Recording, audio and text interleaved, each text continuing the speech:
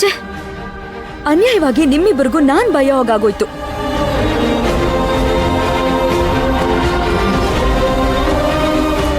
ಹೋಗ್ಲಿ ಬಿಡಿ, ಈಗ ಆಗಿದ್ದಾಗೋಯ್ತು. Kamalamma, Roopa, I am sorry. ನೀವಿಬ್ರು ಹೋಗಿ ಕೆಲಸ ನೋಡ್ಕೊಳ್ಳಿ.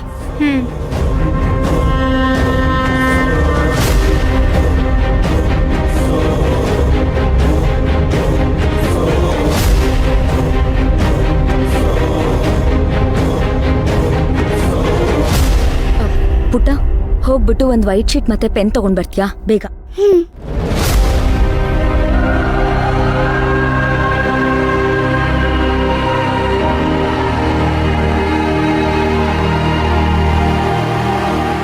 ಅಮ್ಮ, ಹಾ, ಕೊಡು ಪುಟ್ಟ.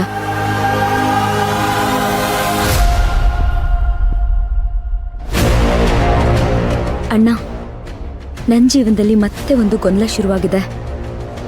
ಹಾರಿಕಾಯಿಂದ ನನ್ನ ವೈವಾಹಿಕ ಜೀವನಕ್ಕೆ ತೊಂದರೆ ಆಗುತ್ತೆ ಅಂತ ಕಮಲಮ್ಮ ಭಾವಿಸ್ತಾ ಇದ್ದಾರೆ. ಹಾರಿಕಾ ಈ ಮನೇಲಿರೋದು ಬೇಡ ಅಂತ ಅಭಿಪ್ರಾಯ ಪಡ್ತಾ ಇದ್ದಾರೆ. ನನಗೆ ನೀನೇ ದಾರಿ ತೋರಿಸ್ಬೇಕು ಅಣ್ಣ. ಏನ್ ಮಾಡ್ಬೇಕು ಅಂತ ನನಗೊಂದು ಗೊತ್ತಾಗ್ತಾ ಇಲ್ಲ. ಗೊಂದಲದಲ್ಲಿದ್ದೀನಿ.